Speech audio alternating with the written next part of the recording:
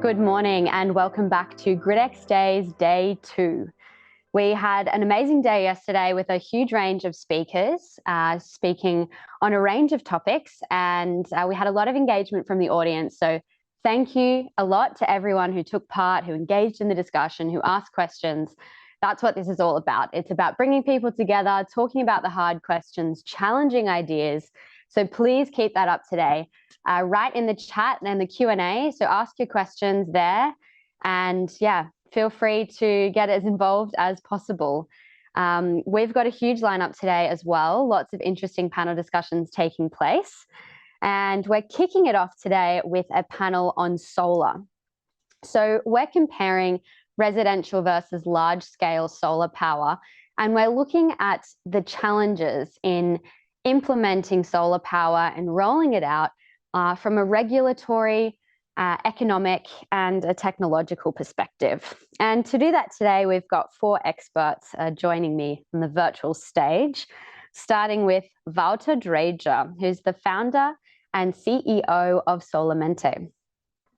Solarmente is on a mission to revolutionize residential solar energy adoption. They're transforming the industry by seamlessly merging software and financing solutions to eliminate the barriers of going solar, from high upfront costs to complex paperwork and unreliable installers.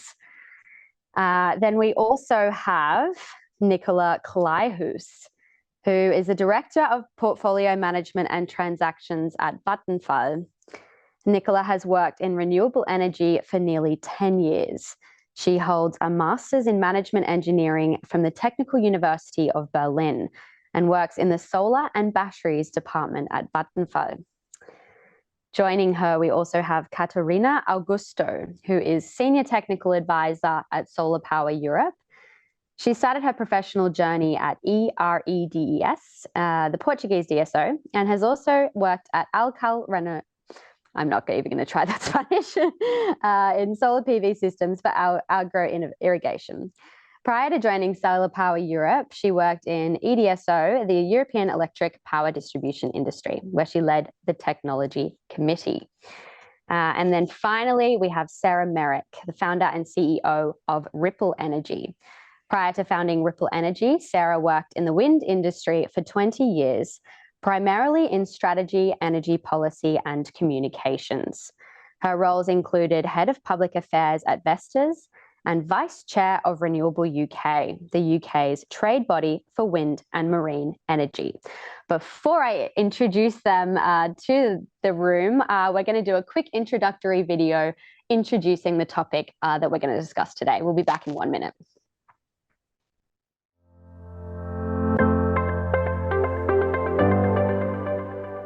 Global solar installations have been hitting record highs. 2023 alone was predicted to increase by 56%. In the EU, solar power generation capacity grew by nearly 50% from 2021 to 2022. This is forecasted to more than double by 2026. Coupled with new lows in the price of modules, this all spells good news for the energy transition. But how can we make sure that this solar power is used effectively and won't overload power grids? Do we need more residential or utility scale solar? And how can we ensure lower costs are passed on to end users? Our panel, Solar, Large Scale versus Residential, will expand on these growing markets and talk about what we can expect next.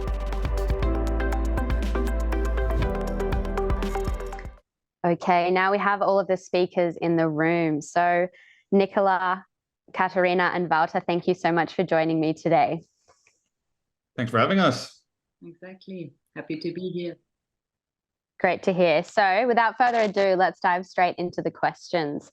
Nicola, first one for you. The EU solar power generation capacity grew by nearly 50% from 2021 to 2022, and it's forecast to double by 2026, or even more than double.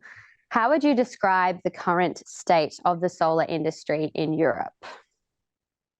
Well, I think there are many words for it. I mean, you could call it solar boom, as we heard already some years ago, solar era, whatever you call it. We see that solar is really here and also, I think, to stay. And that is maybe also a difference from what we've seen in the past.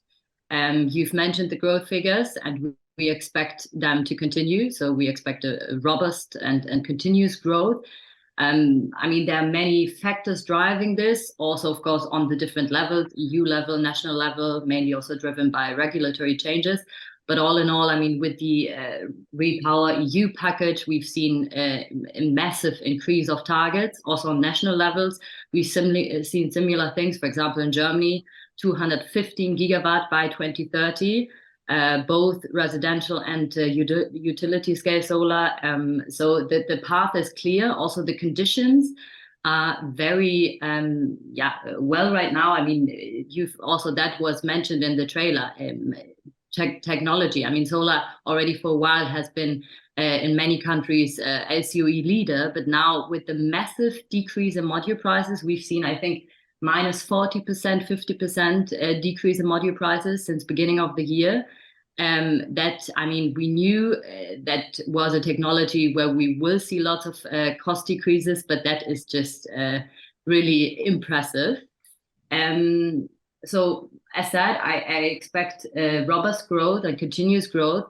Still, of course, not everything is just sunny. We also see some difficulties, of course, on our way. I mean, supply chain, that is definitely a topic. Not sure if we will touch upon it today, but the domestic supply chain in the EU, how do we deal with that? With still being able to benefit also from low prices of modules.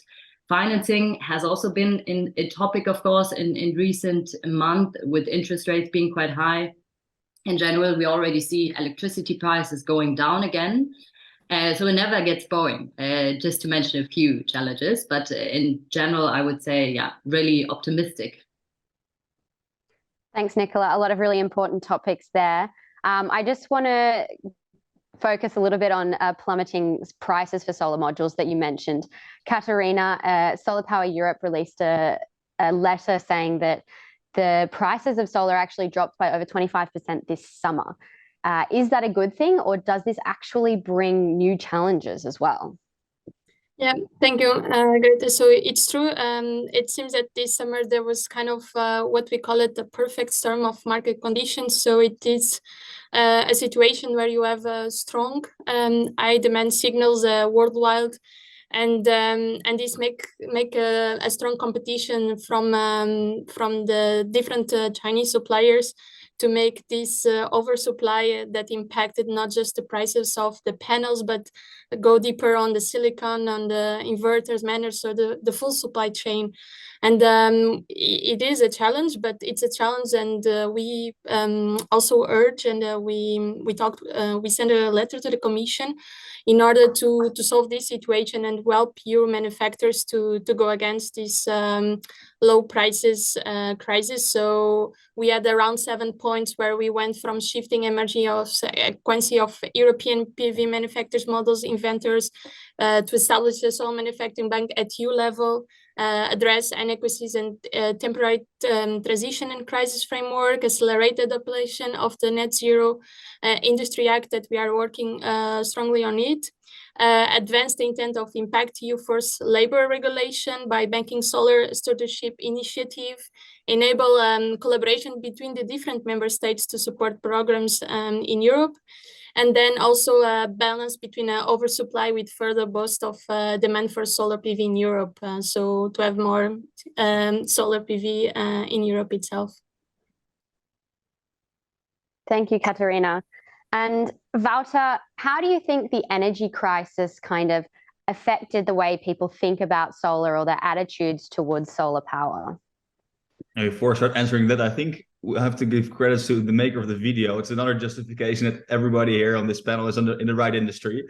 Having that said, we actually talked with thousands of users, and we found out that people think only 2-3 times per year of energy. That's something people take for granted. It's there. They don't really think about it. So what increasing or high electricity prices do for us is that people see it more as a topic to talk about. It is FOMO, it is fear. People do not want to miss out, and especially like what we all have in common is that we do not like to pay energy bills, and especially not when they're higher. So for us working in the B2C residential solar sector, increasing electricity prices for us a very good topic starter. People actually want to talk about energy and want to talk about how to get the energy price lower for a very long period of time. So what we've seen over the last 2 years, we had 2 peaks in demand and also 2 peaks right now in how many people right now go for solar. Something that was shared before is that the price of electricity or the price for solar panels right now is very low, sometimes even 50% lower. But that is again, that is a game of supply and demand. It's not that the manufacturing price is 50% lower, it's because people right now do not want to buy solar. For instance, in Spain right now, the electricity prices are capped. They are six months in a row already subsidized. So right now, people don't really buy solar. Solar prices in Spain are fairly low, and we do expect that to change that in the beginning of 2024, when the new grants of Repower EU actually come into practice. Thanks, Wouter. And talking about Repower EU and kind of increased targets, Catarina, the EU is aiming to have 750 gigawatts of solar capacity by 2030.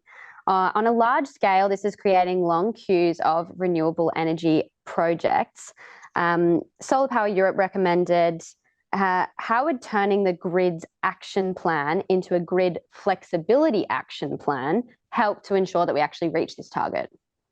Yeah, so just to maybe put a bit of numbers also in the picture, the last report from the Internal Energy Agency, and there was also yesterday a presentation on your event, said that we have 1,000 projects in queue in Europe and US, and there is much more worldwide. And yeah, we ask for flexibility, although it's not about turning the grid action plan into a flexibility plan, but rather to give flexibility a key role on this action plan that is being designed by the Commission, and we expect it to come out in the end of November. So what we propose is that we bring a grid and a flexibility action plan, because I think it's a fact, and everyone knows here that works on the business, that besides the prices, also if we don't have a way to connect to the grid, there is no injection of solar, there is no also good prices for consumers regarding this supply. And it's also a fact that the grid development, so it's essential. We need more cables, we need more substations, and we need much more investment on grids. However, we also know that grid infrastructure take around 10 years at least to be built in high voltage, and maybe some less years in distribution. And this is a problem. So we need to also take in consideration what we need to react now and short term, and that's flexibility. At the moment, we have congestion spreading around Europe very fast. Spain, Netherlands, Germany, Bulgaria, and Ireland are already in a top list of congestion countries. And Poland, for example, you cannot even connect solar in residential areas, for example. So that's a big problem, and that's why we want to focus so much on the workout flexibility and bring this possibility of giving less burdens to the grid, and while they need the time to develop in the next years. Thanks, Catarina. Obviously, flexibility, very important topic that we will go into a little bit more. But first, Nicola, we've talked about both sides of the equation here. Can you delve a little bit deeper into the advantages and the challenges of utility scale solar versus small scale solar? Yeah, sure. Though I would, and actually I always say that if I'm asked within Vattenfall about offshore wind versus solar, same answer I would give here. We need both. So I don't think it's a versus. I rather think it's where you apply which technology or which use case. I mean, I think that the most common fact is utility scale solar still is much cheaper than residential. But I think, I mean, also hearing, I mean, we touched a bit upon it, that, I mean, resilience and I mean, residential solutions are needed. I mean, the term of a prosumer, I think that is a key thing that we need to drive this energy transition forward. We've also touched upon grid congestion now. I mean, not always, but potentially you have less investment in grid if you really force that prosumer status. And then, yeah, on cost, I mean, that is clear. But also, I mean, as said, it's both cases are needed. You have pros and cons for both. You have land scarcity. It also always depends a bit on the country you're in and the situation you're looking at. But eventually, we really need both. So I would rather want to discuss topics for solar as such. Thanks. Wouter, would you agree with that? I think, Nicola, you know, like nobody else, that solar, bigger wind farms are on the side of the production. But what we've learned working for 4 years in industry is that the one actually using the energy in the consumer side is living in the house, has this energy production, consumption, and distribution located at the house itself. You named it perfectly. It's a prosumer. So whether you have only bigger solar fields, that's not the solution. If you have only residential solar installation, that's not the solution. It is the balance of bigger scale or large scale solar installations together with the prosumers, because actually the one that is using the electricity when there is no sun energy or wind energy available lives in a house, and it is during the evening hours and early morning. It should be a balance, and it should be a balance where people use much electricity. For example, EV chargers, heat pumps, still on a very low penetration side in Spain, together with energy production like solar. And maybe if I can add one thing to that, indeed, completely agree. And to be honest, we also see some mixed cases even coming up these days. I mean, we cooperate with lots of industrial players, and they have sometimes acres and acres of land available. So they do not want to only put solar on their roofs and on their carports, but also on the fields they have available. I mean, this is sometimes already industrial area, not really used. So why not put panels everywhere, so to say, where they can create value and deliver electricity to the consumer? And in this case, the consumer can also be a big industrial player. Catarina, did you want to add something? Yeah, no, I think there's very interesting cases nowadays on solar. It's a very flexible resource. Like Nicola was saying, and Wouter, I couldn't agree more, because in the end, we have solar helping on farm, on agricultural fields. We have solar helping on less evaporation of water when we have a lot of droughts nowadays. So this is our situations that solar can even complement a bit what's happening on the other activities and the other sectors, aside from just providing energy. So definitely. Thanks, Catarina. And if we look more from a regulatory perspective, there's quite a few regulatory hurdles that differ for different size installations. Nicola, could you maybe talk about what you think some of these regulatory hurdles are and how could we overcome them? Yeah, I mean, that's the same again for residential and utility scale. Permitting procedures, for them to be clearer, faster, more effective, it's always a topic, right? I mean, to be honest, we see promises on both EU level and also national levels. I mean, talking about the German market, I've, to be honest, not seen that much progress yet. Still, hopes are high that we will see bureaucracy going down and permitting to be faster and easier, but that is still a main issue. And I mean, then Germany, again, is a very special case with the federalistic setup. You have many different then regulations in the different states, which makes it even more intransparent and difficult. And then, of course, also, and that's particularly for utility scale, community involvement, community participation, local electricity tariffs. So really get the communities involved. That is also a very important topic there. And there we have made some big progress. And I think that is only really evolving now. Again, it depends on the country. In the Netherlands, that is already done for many years now. But also the other markets follow. So I think these would probably be the main points for utility. Thanks, Nicola. And Catarina, maybe adding on that, bottlenecks in grid connection procedures is also a bit of a barrier there. Do you want to elaborate on how that is affecting the energy transition? Yeah, definitely.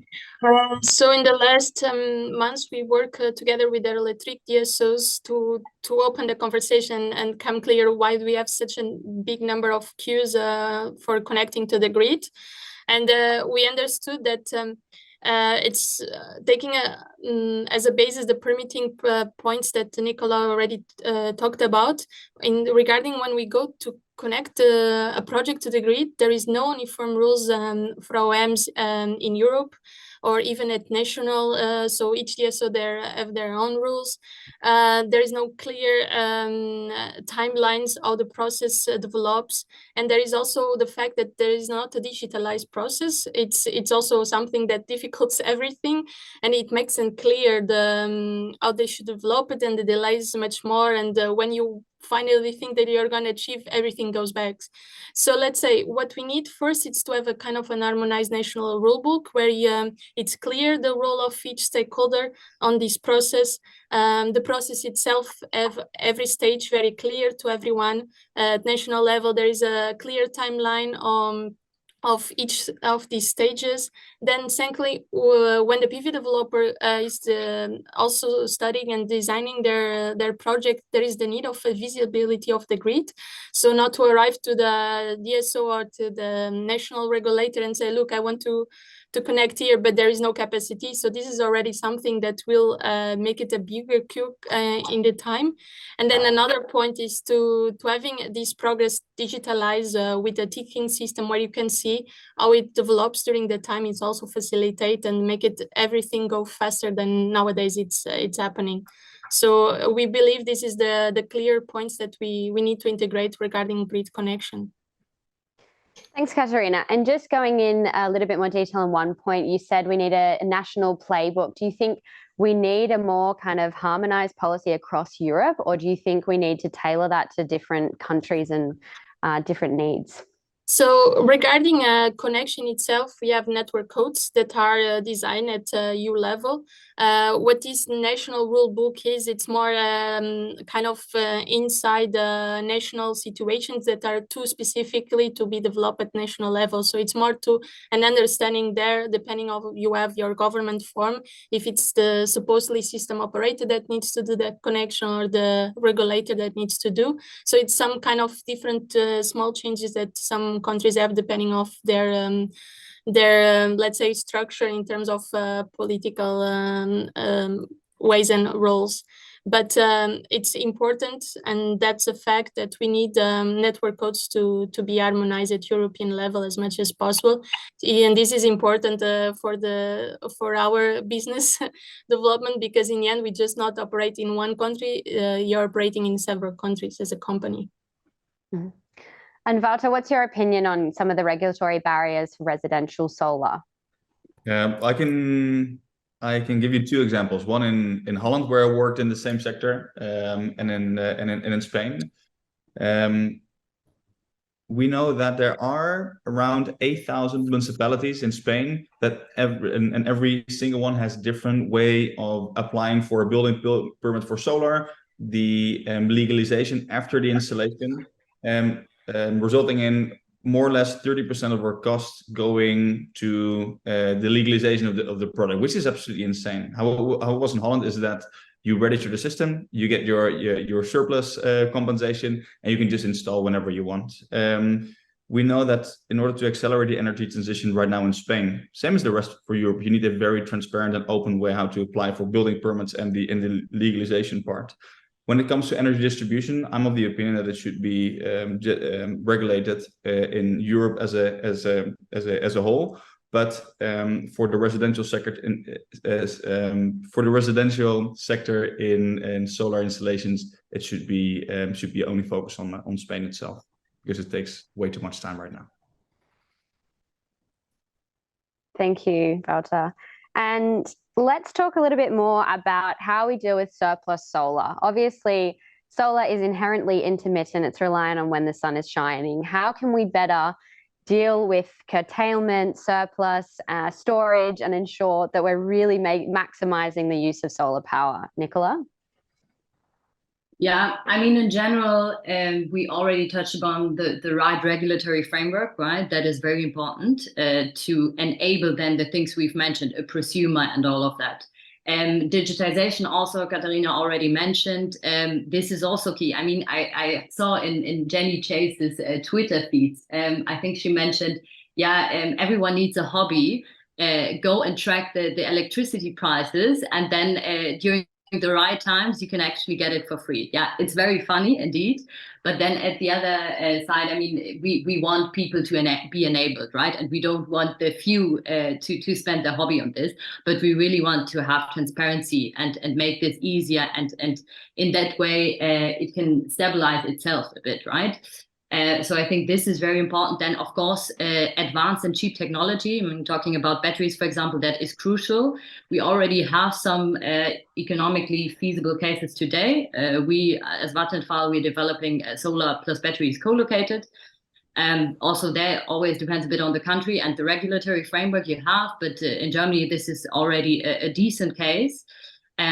But yeah, these are all very important things, and it will not work without, if we do not manage to realize all of them. Catarina, do you want to add anything to that? Yeah, it's well, it takes a point to the points on flexibility we have been talking, but this recognition and coming even points that we talk about in the beginning of putting solar together with batteries or another renewables hybridization. I think this is still not yet well recognized. In Europe and the regulation, we thought on the requirements for generator network code, just very technical, but just for you to see that every file that you have to work on network code, also it's important just to recognize something as simple as we thought that putting solar together with wind, it's very acknowledged that are complementary and also storage, and they support the grid, and they also make a better case for a renewable system. So just to point out this maybe from Nicola, because I think it's very important to come with the word hybridization and understanding and the knowledge and U level. And Bear, to be honest, I mean, these are the most complex and toughest projects we have in the pipeline, right? I mean, it's not only internally that we need to work more closely than ever before, but also externally again. And I mean, the conditions need to be ready. You can have a great business case, but then if you need to pay grid fees for the battery, the business case is destroyed. So this is very important. And then I like what you mentioned there. This needs to be understood, and that is also a main difficulty. These are complex combinations, complex projects. If you're talking to a grid operator and hybrid projects and how this can be done with the metering concept is not understood, it makes it very hard to realize such projects. And same goes for example, project financing and banks. Make them understand how a battery works with all the use cases. Yeah. It's tough, and it's not like, I mean, also with solar we say cannibalization and revenues are not always stable and secured, but adding a battery and wind and in a hybrid park, it's even more complex. No, indeed. And if I can add just one more thing, for example, and that's still a case in Germany, double charging for storage. So this was one of the requests on the clean energy package to be implemented on countries, and the list of countries that implemented it's still very small. I still can count with my fingers, just for you to understand that how small it is. On the 27 member states that we needed to implement this, and this is crucial for the development of business in storage. And without this, it's very difficult to bring flexibility to the grid, to inject properly more solar on the grid, and to have less curtailment of solar and other renewables. And Wouter, do you have anything to add there from within a household perspective? Yeah, I think so. And I think it's related to the smart meter penetration, because this concept works best when there's a smart meter penetration, something that you can measure the consumption in production with. And I do think we miss out on one very specific thing, because we talk a lot about production, but with over 3,000 hours of sun in the south of Italy and in Spain, it's undoubtedly there's enough energy available. The challenge we face is when we use the energy, and if there's enough clean energy available at the time this is the case. So we created a little pilot here to show what we think will be the energy future of Spain is that we install, for example, solar on a big warehouse. All the employees can go to the office, can charge their electric cars with clean energy from the warehouse, and take that energy home when they commute to their households. And when they connect to a bidirectional EV charger, this this battery, this mobile battery, is actually able to power the households of the people that work in this kind of company. That is indeed a switch in awareness, but we do see it happening, and we have a pilot actually working to provide these kind of solutions. Thanks, Wouter. And we've had our fourth panelist join us. Sorry, bit of a delay there due to some technical issues, but Sarah Merrick, thank you for joining us, founder of Ripple Energy. I'm going to put you straight in the deep end with a question. We've talked a bit about prosumers, increasing transparency. From your perspective, how can we encourage more citizen engagement to make the rollout of solar power a bit faster and more effective? Yeah, I think a lot of it is giving people the opportunity. So letting people know, obviously people know that they can have solar on their roof, but letting them understand that there are other potentially a lot lower cost options. Like, you know, Ripple enables people to own small parts of large scale solar parks. It's about 60% cheaper in the UK than having solar on your roof, but it's, you know, it's suitable for everyone, whether you live in a flat or whether you rent. If you live in a whatever behind a big tree and there's loads of shade on your roof. So yeah, it's just about helping people understand that there's a massive range of different options available for solar. It's not just solar on your own roof and requiring that you own that roof. There are lots and lots of different options. So obviously there's also enabling people to get maximum benefit from the solar that they own. So making sure the tax regime is aligned with the treatment of solar, but yeah, a lot of it is just about raising awareness that this is now a really easy way that people can get involved, because, you know, we see lots of people want to own solar, but it's not always possible, like I said, if you live in an apartment or if you rent. Thank you, Sarah. And in line with that, Nicola, how is the new kind of renewable energy landscape changing partnerships between energy stakeholders, particularly looking at consumers, energy providers, and everyone along behind the scenes? What is the importance of partnerships and ecosystems increasing? Yeah, definitely. I mean, the whole energy transition, I mean, we always like to talk about sector coupling. I think not always we are there yet, but definitely, I mean, the world is becoming more complex, the energy world in this case. And we need stakeholders to engage with each other, and that definitely increases, and that or needs to increase, because yeah, already Wouter touched upon it. I mean, EVs connected then to surplus electricity. Such things are needed to make this transition work. And the question for me is always, we as Vattenfall, we also build a lot on partnerships with the industry. Then we still need to also see, okay, what are we best at? So us developing, building renewable energies, what we try to do is, and I mean, we are a utility, then there are needs that go beyond simply a CPPA, right? People need just a holistic green energy package, so to say. And that is where we try to come in and then really offer these integrated packages, so to say, so that you do not only have, or we do not only give them accessibility to a utility scale solar park and deliver them the electricity from there, but also enable, for example, storage flexibility, maybe on their premises even, give them access to the market, work on solutions with them. And I think this is more and more important. We also have a project where we have teamed up with data centers, and then not only, again, provide them with green electricity, but also explore opportunities to use the heat that comes out of the data centers.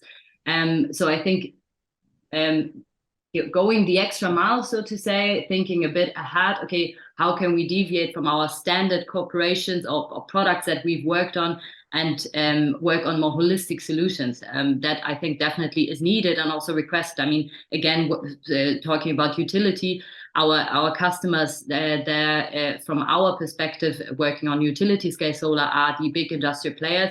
and they need holistic solutions for energy supply. Wouter, would you agree with that?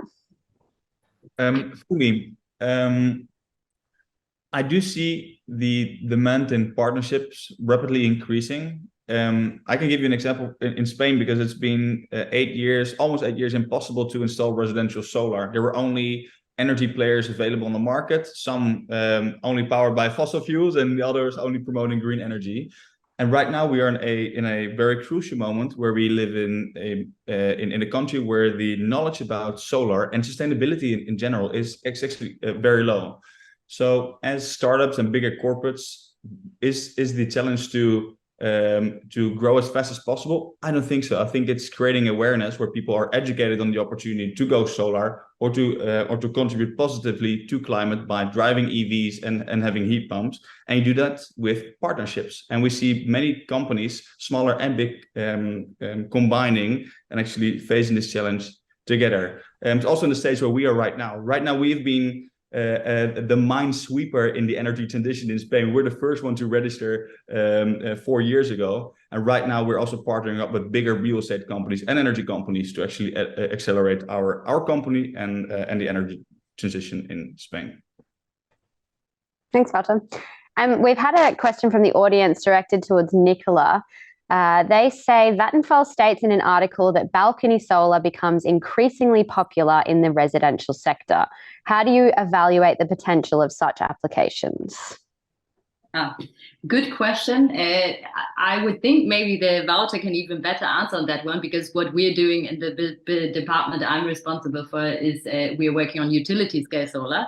So as you know, Vattenfall is a big house, and I'm not really an expert on that application. Not sure if anyone else knows more about it. I mean, in general, I would say there again, regulatory important and technology, but I think the technology is already there. Wouter, do you want to react? Yeah, absolutely. I was hoping for that.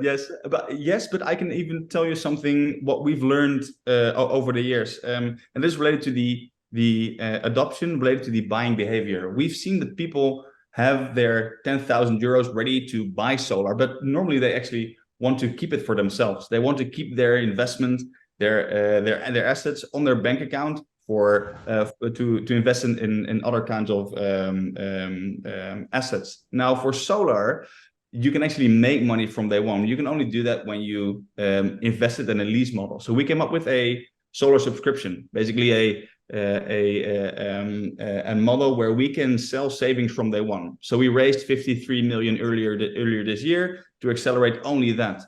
And by that, we take away the financial doubts, and we can actually provide savings from day one. We created the opportunity for every house owner in Europe to contribute directly to climate and save money from day one. So I think that is only possible when you can connect that to tech, gridX, perfect example. And in combination with gridX, EV chargers, heat pumps, solar, and local storage, we're able to make clients save 35% more than any traditional energy provider here in Spain. And again, that's a great example. We've talked about it, partnerships, right? In this ecosystem where everything is connected, you need really everyone on board and work together on solutions. Again, a very good example. Thanks, Nicola. Thanks, Wouter. And we've talked a bit about cost. We've talked about the plummeting cost of solar modules. Obviously, the sun shines for free. How can we ensure that the cheaper cost of renewables, particularly solar, is then passed on to end users? Sarah, maybe starting with you.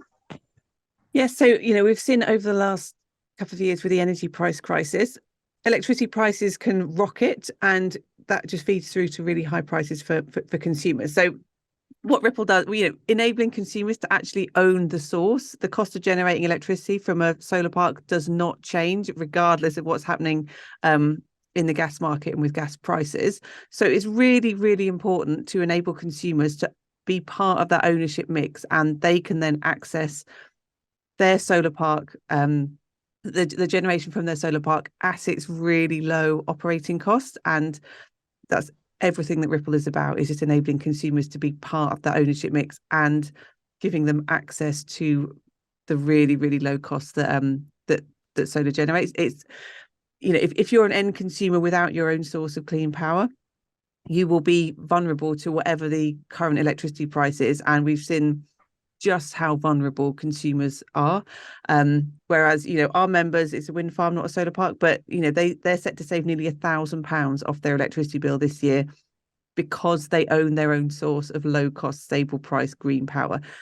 It has to be, consumers have to be at the top of the value chain, not just sitting at the bottom where they have been for decades. Wouter, what are your thoughts on this, and also bringing in the idea of accessibility so that everyone can access these solutions?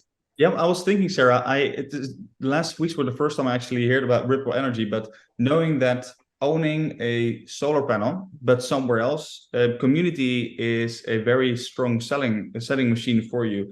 And knowing Spain, I'm almost convinced that that this system will work really well. And here's why. Around 75% of the Spanish population lives in bigger building blocks, beautiful classic building blocks without a roof, or at least a very small roof. You can only install solar for say 15 panels, 20 panels, but it's not enough to cover the full consumption. Now, what will work is where you install local farms outside these cities, and that is where Spain is perfectly suitable for, because there's tons of space available. But not on rooftops. I think this model will be very, very beneficial in a country like Spain. Yeah, we hope to come to Spain quite soon. So yeah, exactly. And if you haven't got a roof that's big enough to generate enough solar power, even now, before we've done the big shift to heat pumps and electric cars, consumers need to have access to that ownership, and owning a little part of a big solar park is way more cost effective than just having it on your roof. But it's really important to, as you said, it's all about accessibility and making that option accessible for everyone, no matter what type of property you live in. Absolutely. Thanks. Yeah, go for it, Nicola. Yeah, one thing to add, because the question on how can we make sure that consumers benefit from the low cost of solar. I would also like to bring in an example from, again, utility scale, where, most of the solar parks we build are subsidy free. So what we do is we source corporate power purchase agreements. So we team up with big corporates in need of green electricity, and then they get the electricity from our solar parks.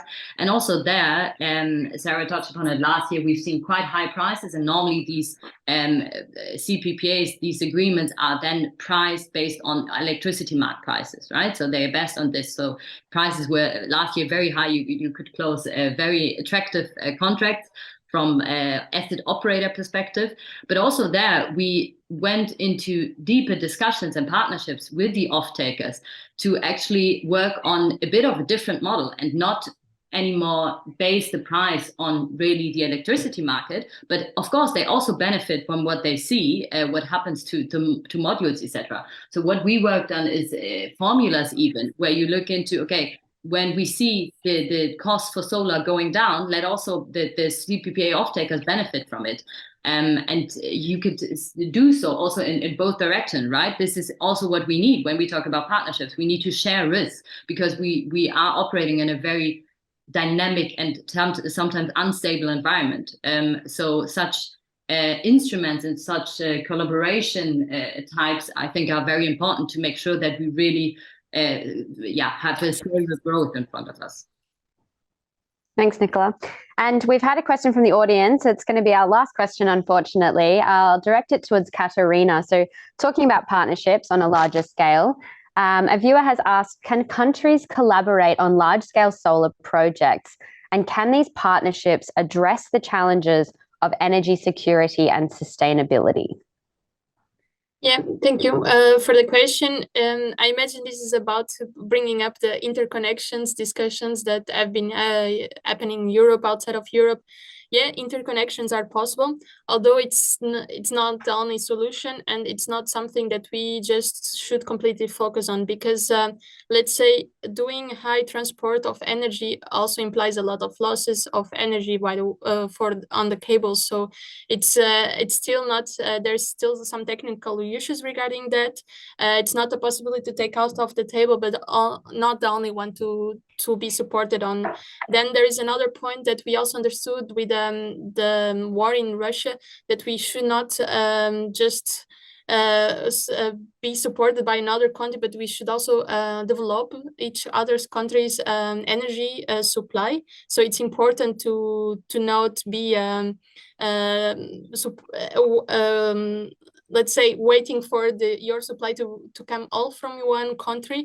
And then another point is like, why wouldn't you like to take in advantage the extra benefits that solar could bring to your country? And we are not just talking about energy supply and the prices, but bringing again the point of helping on better development of agriculture. It brings more sustainability to the fields. It supports also the development of these the crops in different kind of crops, not just a specific one, but diverse of them. It reduces water needs in terms of farming. It also supports the fact of the drownings that we've been seeing in many countries like Spain and Portugal, where you have PV panels on dams and lakes. So this is something that is not just about the energy supply, but what these kind of projects can bring also in terms of the full in climate on each other's countries. So it's important that you think also inside of the country. Of course, collaborating in Europe, it's always a good way to do, but not the only thing to do, let's say. Thank you so much, Catarina. Unfortunately, we've run out of time. I think this discussion could go on for hours. There's so much to discuss, but I think we've touched on some really important topics. So thank you so much to the four of you for the really valuable insights and for imparting some of your wisdom this morning.